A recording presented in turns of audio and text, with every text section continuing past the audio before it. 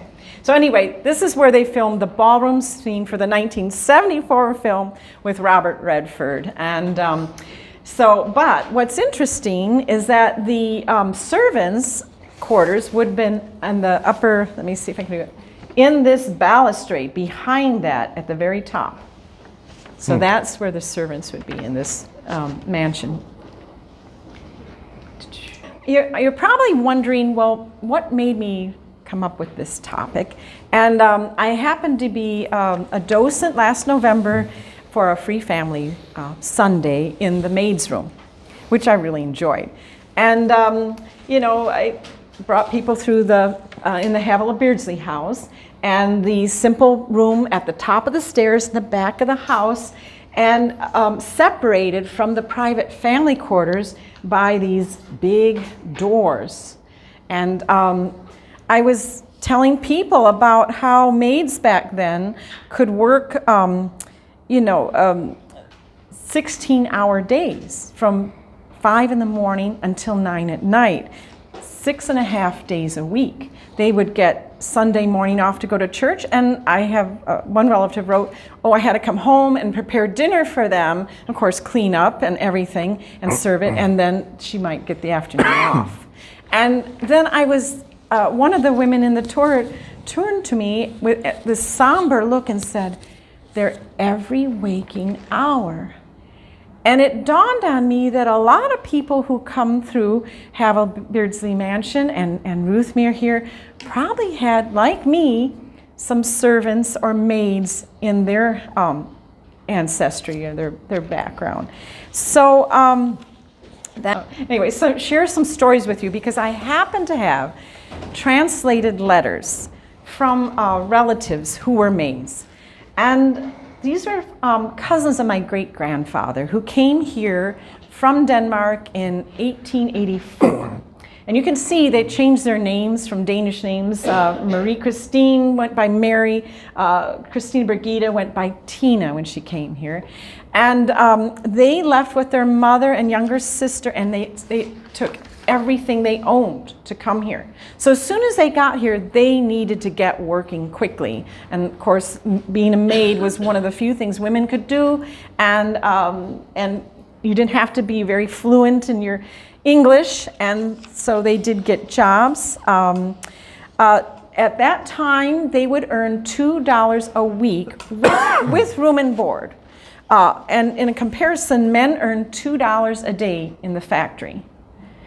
But remember, there was no medical, no dental, or paid sick leave. And there are some harrowing stories in these letters about having teeth pulled and painful feet and so forth, and no paid vacation time. And they mention sometimes, "I'm stealing time to write a letter while rocking the baby," or "I need to hurry up and make the soup." So they would snatch any little time they could to write a letter to a family member. Okay, now Mary, she did get here, but that wasn't for sure. And in letters that she was writing at the time, she was very worried about whether she would even be able to accompany her mother and sisters. And because in Denmark back then, and this was all through the late 1800s that I'm aware of, they were assigned when they were confirmed, when they were 14 in the Lutheran Church in Denmark, everybody got a service record book. You couldn't really avoid it. You may not go into it, but they made sure you had one. And this was my great-grandfather's, by the way, and he came here in 1882. But it was a serious legal document, and it had severe penalties. There's several pages of all the penalties. And what it was you would then record, now he didn't, but it would be, you would record in here, this was just his first page with his name and everything, but you would record your contract that you were signing for service, and also any references or any, it could, if you had a problem, that would be recorded in here too. So if a maid lost this book, it could cost her 2 months' wages and penalties. That's a minimum. If you tore out, and that's another thing that's interesting, it has string that goes through the whole book. 2 strings, actually. It's one that loops through, and then it's sealed with the parish seal in the back. And if you tore out a page or defaced this, you could face 2 to 4 months' wages as a penalty or 8 days in prison. So this was something actually, it's like almost like indentured servitude. And she was signed a contract. It was typically for a year. She was in contract, and she didn't know if she would get out because she'd have to pay or buy her way out of that contract for the remaining portion of it, unless she found somebody to replace her. And at the last minute, she did find somebody to replace her. So that gives you a little feeling of the difference now in between the systems. Okay, so when she did come here, it wasn't always easy, but she did mention that one employer treated her like family, which I enjoy. I liked seeing that. And she saved enough to buy a sewing machine, which was $10 back then, which converts roughly to $280 today. And both girls, though, moved around frequently from job to job to find a better position or better pay. So now Tina's story, she left Racine, Wisconsin, where they came, and she took a job in Evanston, Illinois for $4 a week with room and board. But there were 12 individuals in this place, and she wrote, and this is a quote, "I'll probably never be well. Many times when I have worked hard during the day and am done with my chores, then everything spins around me so fast that I fall and don't know one thing from the other." So she didn't stay there that long. I think she was there probably a few months. And they, like I said, they'd find good positions and not so good positions. And she was also very artistic. And but she also wrote about finding time to finish a landscape painting. So I found that kind of amazing. And also, both girls gave half their wages to their mother every week. The great-grandmother, so my great-grandfather married Antonia there. And they came, she and her younger sister came in 1893.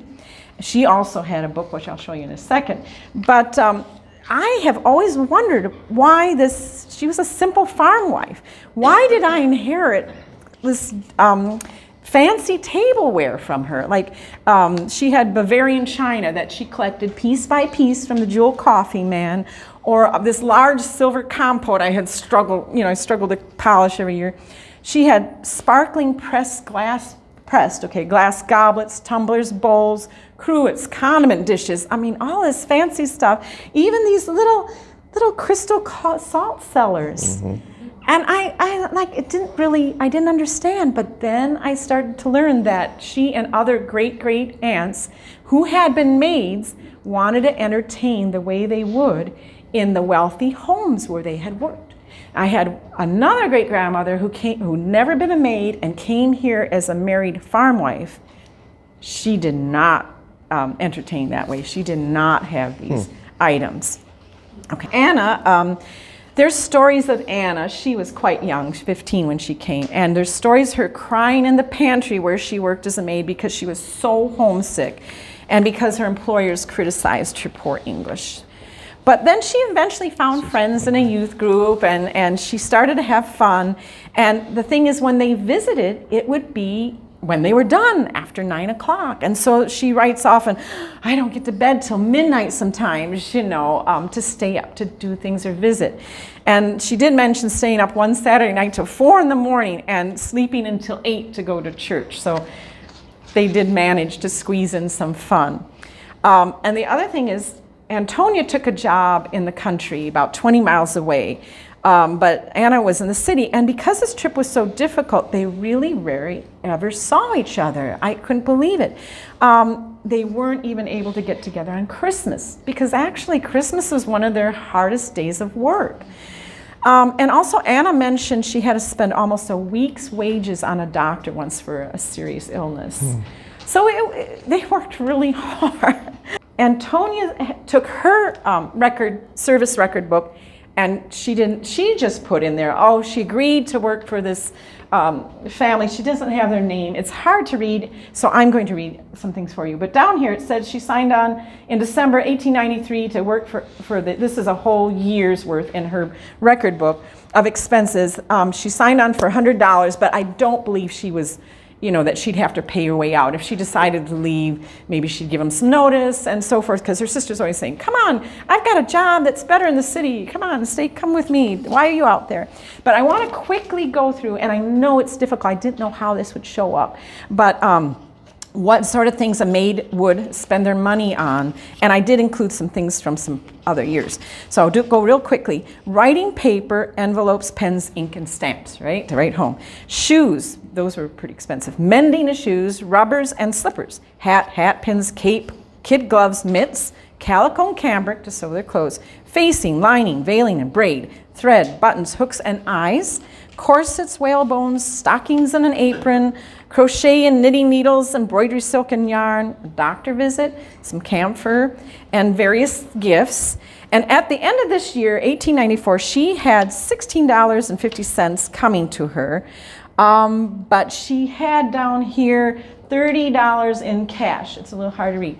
So I'm thinking she may have sent family back home some money, or on other years she would record when she had to take time off, she would record that as cash. And typically though, she would have about $40 at the end of the year, which the best I can calculate would have been about $1,120 today. So if you were frugal as a maid, you could save. But Anna never seemed to have any money. But Antonia had money. She even says, I bet you just got all this money saved up, which she did. Was the Gilded Age. Okay. So actually, it was first coined by Mark Twain in 1873. He wrote a book titled The Gilded Age, The Tale of Tomorrow. And it was a satirical book. Well, why was it satirical? Because under the glittering surface of prosperity, there were troubling issues lurking, like poverty, unemployment, and corruption. So you can see that when did it begin? The mid-Victorian era, about 1870, through the Edwardian era up to 1910. Actually, it ended, we say, in 1918, and I heard that's the first time they used the phrase "a new normal" after World War I. I didn't know that. And why did it come about? Well, because there were just such advances in industry and commerce that really allowed for this huge, tremendous accumulation of wealth in just a limited number of hands of bankers and industrials, right? Mm-hmm. And then also it started to end because there were more laws and acts enacted to try to curb a lot of these excesses in inequality. And of course, women got the right to vote in Britain in 1918 and in the United States in 1920. But there are a lot, the Sherman Antitrust Act and child labor law. So I just quickly want to go through the local Gilded Age mansions. So 1870s, the Havilah Beardsley House had been, James Rufus Beardsley was quite influential. He was president of the bank. He was owned mills, or was partners in mills, and he became the second mayor of Elkhart. So he and Rachel, and also he was married because his first child was 1875. So he wanted to impress, and this is what was happening at that time. Wealthy property owners were remodeling their homes, and so that's when he added on the maid's room. And they would add hidden stairways and passageways and doorways for servants and tradesmen's entrances. And although the number of the staff that you had was a status symbol, they were not to be seen or heard. And so they needed bells on wires and pulleys and dumbwaiters and so things. So that's 1870s. Now in 1880s, we have the Studebaker Mansion. I'm sure everybody has seen that in South Bend. And at that time, they were starting to use materials that were so expensive, they were typically only used in public buildings like churches and post offices and things. And the servants in the Studebaker Mansion would have been on the third floor if you count from the ground floor. And they had a butler, cook, maids, and a nursemaid. But what's interesting, you know, a lot of these mansions, you can't tour the servants' quarters. They've been turned into bathrooms or offices and storage space. So that's really what's special about Ruthmere and Havilah Beardsley House, I think. So we have the, in 1890s, the Copshalone Mansion was built, and the first And that was J.D. Oliver, and he owned the plow works, and I think he was involved in the electric company, because this is the first building in South Bend to have electricity. But just now, I believe that probably had electricity through the house, but a lot of mansions and wealthy homes, even if electricity and indoor plumbing were installed in the main part of the mansion, they often were not accessible in the servant quarters. And they had a butler and a cook at the Oliver Mansion. And then in 1900s, you have our beautiful Edwardian Ruthmere Mansion. Okay, so in the late 1800s and early 1900s, the number of servants that you had was an important status symbol. Everyone wanted to have a servant, and even a factory worker would have a laundry maid. So in 1900, this is in Britain, 41% of the adult female population in England worked in domestic service. That seems, and it was the single largest occupation in Britain in 1900. The majority were single domestics, very likely a girl in her early teens in a small household who cooked and cleaned. So this is they're really getting into these servants then. But guess what? It's also the time of the beginning of the servant problem. There were more opportunities for other work, like clerical, shop work, and factory work. And more people found service rather degrading, and women they resented the whole stigma of the cap and apron. So they wanted more servants, and they were having problems getting servants. And I have to tell you this, for a middle-class family in England, most of what I could find was the British system. So that's why you're hearing a lot of pounds here. If you had a middle-class family with £10,000 a year in income, and they had 5 servants, a butler, and only wealthy people had butlers. Okay, butler, 2 maids, a cook, and a nanny. That came to about £400 or less, and that was less than the upkeep of their horses. So more than one horse. That was £600. So servants were kind of cheap for wealthy people back then. Okay. But this is probably the most distinguishing or unique features of the maid's room. I know people who know about this, like, what's she going to say that? But anyway, this was the hidden passageway that was discovered. It's a service stairwell behind the maid's room. And when the restoration was done in the earlier 2000s, and this was a bathroom that had been added on the second floor in the 1920s, and they were tearing up the floor, and they found, if I can point here, these 3 stairs. Where did they go? And it was determined that they went steeply down the stairs and turned the corner and came out in the dining room, which is right around the corner from the kitchen. So these were for the maid to carry down chamber pots, carry up hot water, buckets of hot water for baths and so forth. And they were steep. And one person on my tour said, they wouldn't have had a handrail. I live in an old house. They didn't have handrails, and that's possible. And so, of course, we have to have one here for safety reasons, but it was probably fairly dangerous. And if they didn't have, I don't know if they had gas light then or not, but she may have had to carry a lantern or a candle down those steep stairs and carry these awkward things. So I was able to look in the census records, and I was sort of surprised in 1880 that in the blue there, Nellie Ray, that was Susan's sister, because it said the sister-in-law of James Rufus, so I'm assuming it was Susan's sister. And she was Ray, right? So she may have been helping out and doing some maid work. And then in 1900, because the records in 1890 had gotten burned, we don't have many, but in for the census record, 1900, there were 2 servants, a Lulu Long and a Maggie Damon. They were 24 and 35, and it just said servant. So I don't know who was the cook and who was the maid. But they were from Indiana. Now let's go to Ruthmere. The first picture I want to give Dree credit for, because that was on her Instagram last November or last fall. And you were leaving the private family quarters. There's a passageway, and you enter the servants' quarters, and you have to take 2 steps down. And the only reason for those 2 steps is to let you know you are entering the service quarters. Another thing that's interesting is on this middle one, on every single door, because I kind of had a look, there's a lock that slides up and goes into the ceiling, I believe, or into somewhere at the top of the door jamb. And that door would seal off the service quarters from the private quarters, so that when Albert and Elizabeth went traveling to Europe for an extended period of time, they closed off the private quarters of the house. And then let's go down the hall, because I want to point out, I didn't get pictures, but the first room on the left is a full service bathroom. I mean, with everything, right? Hot and cold running water, right?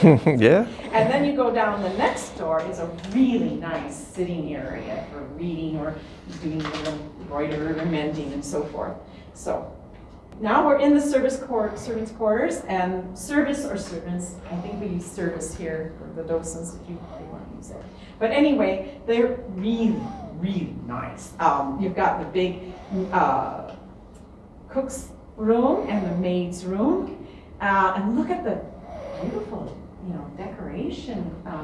And at the very top, of the cook's room is this call box. And so if they were being called, one of the little arrows that point to which room in the mansion they were being summoned. Also on that same floor, I didn't realize that back sleeping room was for the service staff. And it's really, really nice. If it's a hot day, they could go out there and take a nap or read a book. And look at that stairwell. What a difference. It's big, it's bright, it's safe. They really, I think, from what I have read about, they really had it nice. In the kitchen, there's the call bell again with the arrows. There's the butler pantry, and those who work here or volunteer here know that Elizabeth Beardsley would sit in the dining room, and there was a little button by her foot that she could press to call into the servants' into the kitchen and butler pantry and say, "Oh, we need this. Please come and take care of us." Servants, the call buttons in the library. There's some in other rooms. What I understand is the bottom one is to reset the arrow. And here's some census data from, I had to stick to the Gilded Age. I found some really fun stuff, about later on when Arthur and Stella lived here, but I'm sticking with Albert and Elizabeth. In 1910, they had actually he was a chauffeur. In the census it said butler, but he was a chauffeur in the carriage house. He was an African-American fellow from Kentucky, and he also did maybe some valet work for Albert, and they had a maid, Mary Taven, who was 26. Now in 1920, it's interesting, it appears that Elizabeth helped sponsor this maid, Gertrude Gruber, from Germany. She was 28. And then they had a cook who was Ellen Hostafel, who was 60. She was from Indiana. But I have a picture, some of you may have seen this before, but here are Gertrude and Margaret. And Gertrude is on the right, or your left, okay, right? Your left. And she that's Elizabeth Stong Wing. And there's some indication that she was from a well-to-do family. Well, I want to say, parlor maids or first housemaids, they had to look smart and they had to be discreet and quick on their feet. They answered that front door. They had to know what to say to that caller based on, who that might be. So, and then her sister, Margaret, your right, would have, they think was a governess in the nearby groups. As I was reading, I have to say that Downton Abbey was pretty accurate in its portrayal of the servants. There's a few little things that I'll mention that may happen. And this is really, for a manor house this big, this is only a small portion of the servants that you would have. A house that big would have at least 40 servants. And if they had a big party, they could bring in more, up to like 120. But typically 30 to 40 servants. So let's see, okay. In England, the nobility inherited their wealth over generations. And they took pride in a servant class that had a sense of permanence. So people in the peasant class were brought up to be in service, and it was considered to be a highly respectable role for them, and they often stayed with the family for many years. And although an attempt was made to emulate the English system in America by the wealthy, the two systems wound up markedly different from one another. So in the US, the servant system was an import that was pretty much guaranteed to fail because people, they wanted to make their fortune. It was highly individualistic and capitalistic and optimistic. And so servants, they might stay for about a year or two. And you could kind of see that. People just moved around. These relatives of mine, they were always talking about looking for a better, better pay, better job. It was very different. A perfect servant was silent and obsequious and loyal. And also, I found it interesting that in the English country houses, of course, they're old, right? They were very slow to upgrade to even the most basic new technologies like gas lighting or indoor running water. And they said it's because they prefer the superiority of traditional elbow grease over brash modern conveniences. And I said that to my husband. He says, it could be those old places are really hard to renovate. So, what was the truth? But if you could have a lot of cheap staff to haul all this water up for you to take your bath, and they even had like lamp men. I mean, the parlor maids often also did it, but some of them had lampmen that went around every day to clean these lamps and trim the wick and clean them, So yeah, a lot of that. Oh, servants' duties in a country house. I like this flow chart, but I didn't know how it was going to come across, so I will help you. Okay, in England, butler was in charge of all the staff. Not so in the United States. The housekeeper ran the show in the United States. Just so you know that. Now, reporting, so he was basically in charge, but the valet really reported the master, even though they haven't drawn the butler. The valet reported the master. And the coachman, on the sheets that I gave you, there's upper staff and lower staff, and that's kind of why I gave it to you. So a coachman, I believe, is also considered upper staff. Reporting to the butler was the housekeeper. She was in charge of all the female staff. The chamber and parlor maids, maid of all work.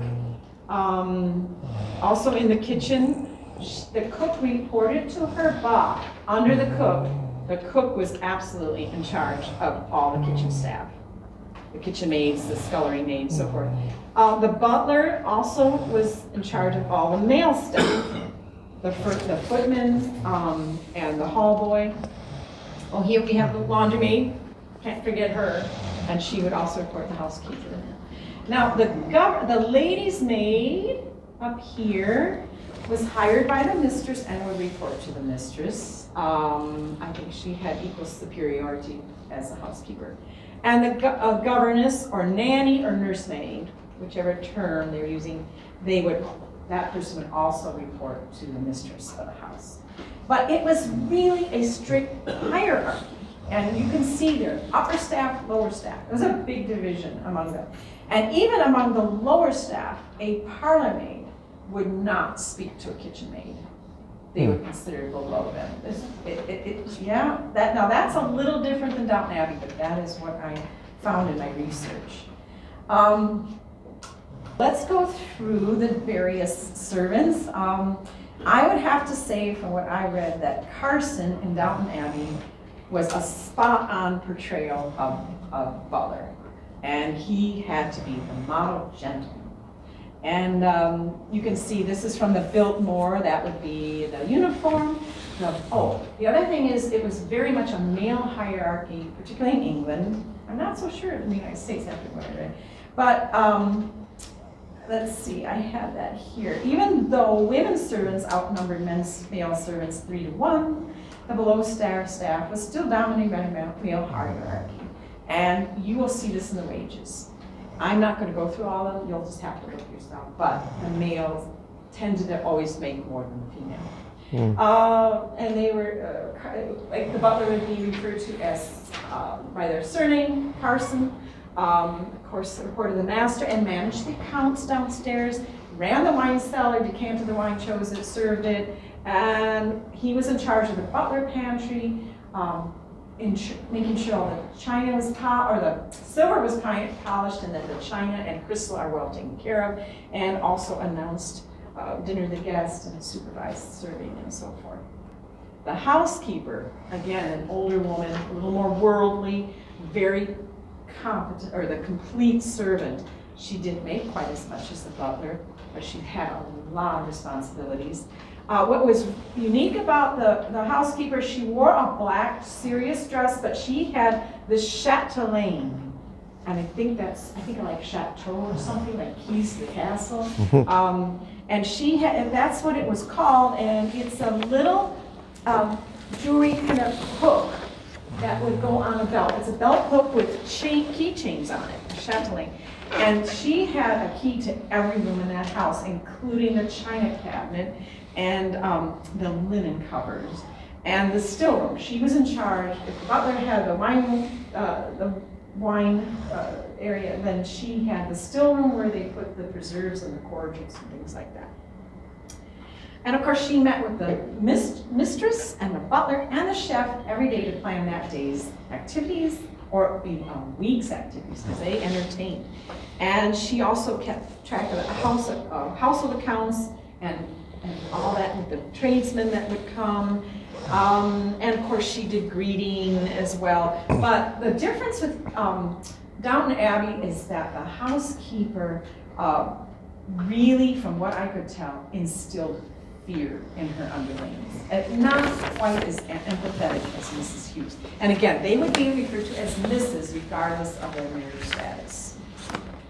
The valet, another older gentleman, hard to see in this picture, but I couldn't find a good valet. Okay, he's over in the corner here. And he had a little bit more relaxed uniform, but, and again, addressed by the surname Bates, as in Downton Abbey. But he was the master's personal servant and confident and friend, very loyal, and of course dressed and shaved and bathing. But the valet attended to his personal business, and he had to be discreet and well connected. And if you traveled, it would help if the valet could speak a foreign language. So the valet was really very important. And another thing is the valet received tips from the master and gifts. And if they, again, were frugal, they could save this and make a fair amount of money. For instance, Byron's valet was able to start Brown's Hotel in Mayfair. The lady's maid, she actually received hand-me-downs from the mistress. And again, very loyal and committed, let's say trusted friend, companion. But she needed to be up to date on the latest fashions. Beauty, she had to be a beautician, makeup and so forth, and of course the hair and laundered things, but she absolutely could not outshine the mistress. So it was really kind of a little tricky situation. You had to be all this, but you couldn't really show it off. And there you see Edith Vanderbilt's lady, and that's what she got to wear. And also a bit of a secretary for the mistress. A chef or a cook, there was a difference. In a very big, wealthy home, you would have a highly trained French chef who went by Monsieur. And that chef could earn more than twice the butler. If you had a plain cook like Mrs. Patmore, well, she made a little less than a housekeeper. And let's see. Yes, they had to come up with the menu. They met with the mistress. Typically, they prepared 3 meals a day. The evening course could be up about 5 courses. But when they had big dinners, guests and so forth, you could have up to 12 courses for that meal. And they would plan that a week in advance. And I just wanted to point out, there was a famous woman who was a kitchen maid named Rosa Lewis. And she was such a good cook. She rose to be a chief cook and actually even cooked for King Edward VII, who thought she was quite a good cook. I think maybe other things too, but anyway, and she was able to buy her own hotel in London called the Cavendish. The governess and nanny, I have to say, I have a really soft spot for her because she was really in an awkward position. And I have to read this. She could be she was at the similar social class as her employer, but she was probably an unmarried daughter of another well-to-do family that needed to support themselves, not get married, or a poor relation. So the staff kind of resented her elevated position, but the family kind of looked down on her for needing to work. So that was kind of sad, but she spent her whole day in the nursery. You know, she may have nursemaids to help with a lot of it, but that's where she was. And she was the sole person in charge for these children. And for instance, Winston Churchill only saw his parents once a week, if he was lucky, because they traveled a lot. And so Elizabeth Ann Everest was his governess, and she doted on him, and he adored her. And he kept a photo by his bed all his life. So these, Mary and Carson and Downton Abbey, a lot of these children became very attached to some of these servants, and they made sure that they were taken care of in there. And then also some upper staff. So we've gone through all the upper staff, as you see on there. And you could also have the gardeners, the chauffeur, and the coachman. And now, uniforms or work dresses were rarely supplied. If they were, the cost was taken out of their wages. And boots were probably the largest expense. So Branson there has some really nice boots. And, or a coachman before they had cars. And then he would also be a stable master, and there'd be stable boys and so forth. Going to the lower staff. And we'll start with the footmen, because of course this is all by wages. They made the most of the lower staff. Oh, and I forgot to mention the wages. The pounds are what they were paid back in about 1900. But this, I found a table or in a book that converted it to current dollar amount, and I forgot to mention that. So when you see the dollar amount, that is a rough conversion of what it would be today in dollars. Okay. What's interesting about the footmen, and you will see there, they wore high livery, was what their uniform was called, or smart livery, and they were the peacocks. The more of them you had, the more wealthy you were. And they were very showy, and they had lots of buttons, and they might have a colorful vest. And they were they went and did messages. They would deliver messages, or they would go along with the mistress or the master when they went out on trips around town. But it was interesting, they gave them simple names. They would just change their name to make it easy to remember who this is, like James. They would go James or William or Henry or Charles. They just changed the name. And also, of course, they waited on tables, as you see in Downton Abbey. They had to polish the silver, so their hands actually were pretty rough. They might help the maids do some little lifting and carrying of trays or ice or coal. But by the 1900s, many of their functions were being obsoleted because you had the telephone. So you didn't need messengers anymore. And the motor car, you didn't have to have these on the coach, the footmen, traveling along. And they only need one chauffeur. So parlor maids started to take the place of footmen. And there was something else that a 6-foot footman could earn 10 pounds a year more. The taller the footman, the better. And also, the servant was not allowed to touch the employee. Now, I think that wasn't the case for the valet and the ladies' maids, but basically the lower staff servants could not touch the employer, so he had to hand any correspondence to the master and mistress on a silver salver, which I looked it up. This is a tray. Oh, no, that's right, parlor maid. So that'd be like Anna was a parlor maid. She was not the ladies' maid, but she was like for the daughters. And the parlor maids, again, they were the pretty tall girls. They would answer the door. They were the ones that were in the reception rooms. the drawing rooms and that so forth. And they would often be given the name Emma. Okay, you know Emma. And here, this is from the Biltmore, this picture.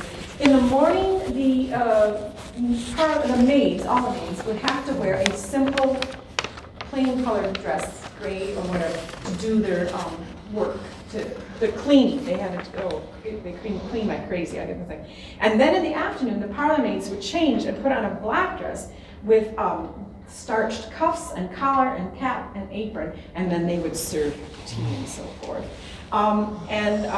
There was like I said, the cleanliness next to godliness that started in the Victorian era because there were scientists at that time in the 19th century like Joseph Lister with antiseptics and Louis Pasteur with vaccines, and they just had a mania for cleanliness. Oh my goodness. Chambermaids were the shorter women. They did a lot of the work. They were tweenies, between maids, maid of all work, and they could carry, about 3 tons of water a week. I read that, one maid. And they came up with housemaids' knees, swelling under their knee, and so forth. They emptied the chamber pots. They were responsible for the bed and so forth. Laundry maid, whole week's worth of work.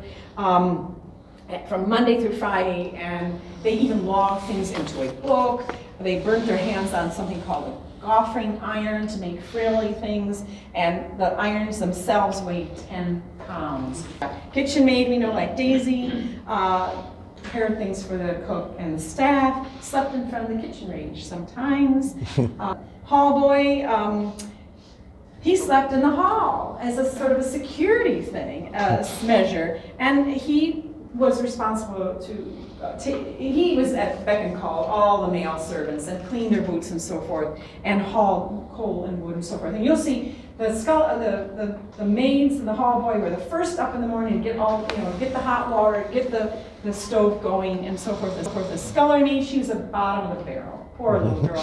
And she spent her entire life in the scullery doing dishes. That's what scullery means, you do dishes. She also had a blacken the stove with a paraffin that had graphite in it and made the stove sheen. Had to be done every day. And so their hands, they did not have latex gloves, so their hands were in vinegar water, hot boiling water, the laundry maids, and so forth. So their hands really took a beating. And I have to tell you, a scullery maid, a typical dinner party for 20 people would cost up to 60 pounds or 5 times the annual salary of a scullery maid.